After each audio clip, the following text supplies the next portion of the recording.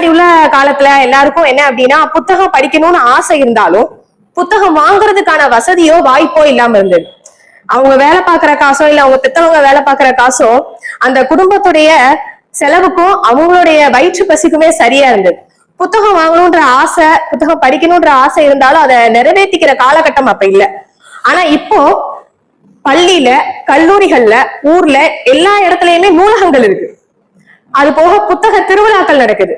எல்லா மாணவர்களாலையும் புத்தகங்கள் வாங்க முடியும், எல்லா இளைஞர்களாலையும் புத்தகங்கள் வாங்க முடியும். ஆனா இன்னைக்கு யாருமே அதை வாங்கி படிக்கிறது இல்ல. புத்தகங்களை விட நம்ம கையில இருக்கிற திறன் பேசி நமக்கு இந்த உலகத்தையே கொண்டு வந்து காட்டிடும் அப்படின்னு எல்லா இளைஞர்களுக்குள்ளயுமே ஒரு பெரிய நம்பிக்கை இருக்கு. என்னை பொறுத்த வரைக்கும் கண்டிப்பா உங்க கையில இருக்கிற திறன் பேசி உலகத்தை காட்டும். ஆனா உலகத்தை புரிஞ்சுக்கிறதுக்கும் மனிதர்களை புரிஞ்சுக்கிறதுக்கும் புத்தகங்களால மட்டும்தான் முடியும். ஒரு புத்தகத்தை படிக்கும் போது ஒரு முழு மனிதருடைய அனுபவத்தை நம்ம தெரிஞ்சுக்கிறோம். நாம வாழ்ந்து தெரிஞ்சுக்க வேண்டிய அனுபவத்தை, நாம ஒரு 60 வயசு 50 வயசு வரைக்கும் வாழ்ந்து தெரிஞ்சுக்க வேண்டிய அனுபவத்தை ஒரு புத்தகத்தை படிக்கிறது மூலியமா தெரிஞ்சுக்கிறோம். அந்த ஒரு அரை மணி நேரமும் 1 மணி நேரம் மூலியமா தெரிஞ்சுக்கிறோம் அப்படின்றது மிகப்பெரிய விஷயம்.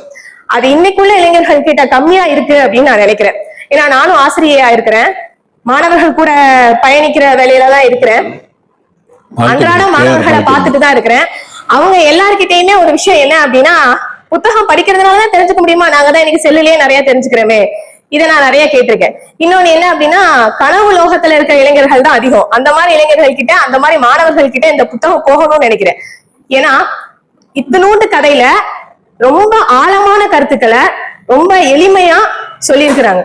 இந்த புத்தகத்தை படிக்க ஆரம்பிச்சு 2வது கதையே என்னை ரொம்ப கவர்ந்துச்சு.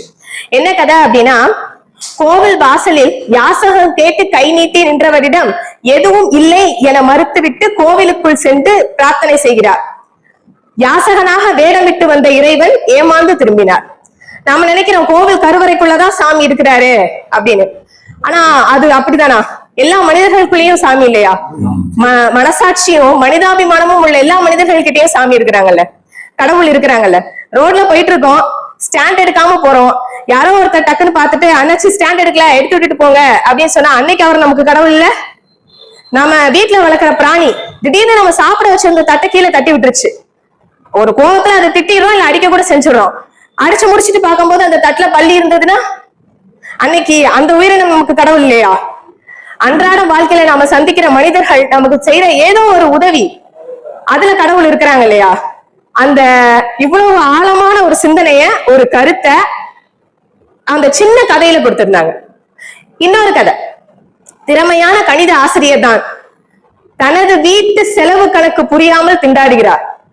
என்னை பொறுத்த வரைக்கும் இப்ப உள்ள ஆசிரியர்களுடைய நிலைமைக்கு இது பொருந்தும் நினைக்கிறேன்.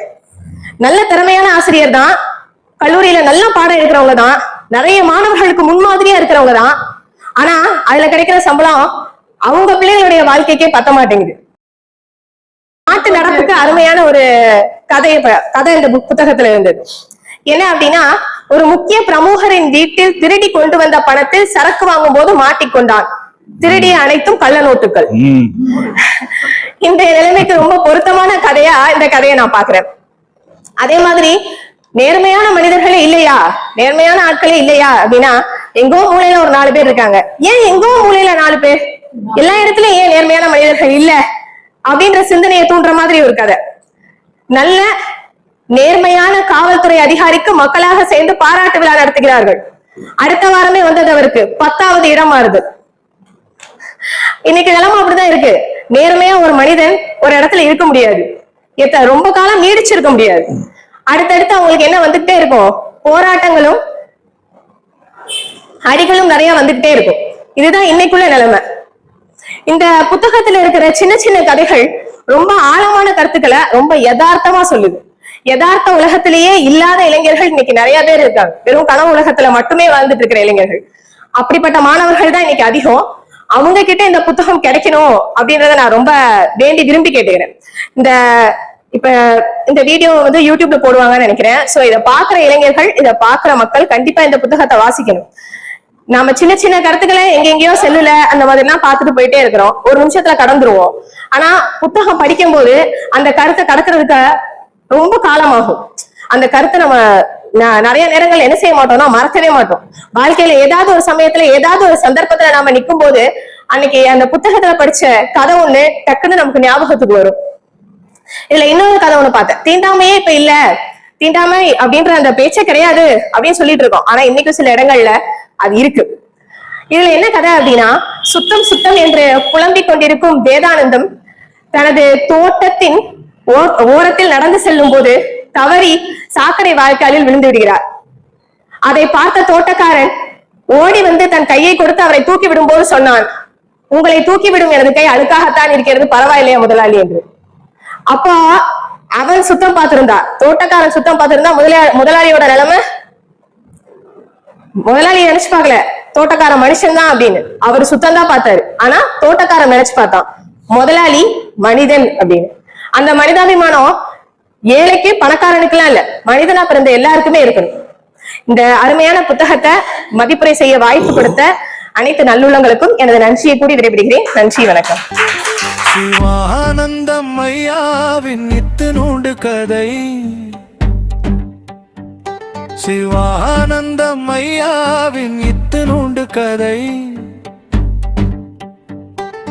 தானே நன்னே தானே தானே நன்னே தானே தானே நன்னே தானே தானே நன்னே தானே. உரத்த சிந்தனை தலைவரின் உருக்கமான கதை இது, சிவானந்தம் ஐயாவின் இத்தினூண்டு கதை.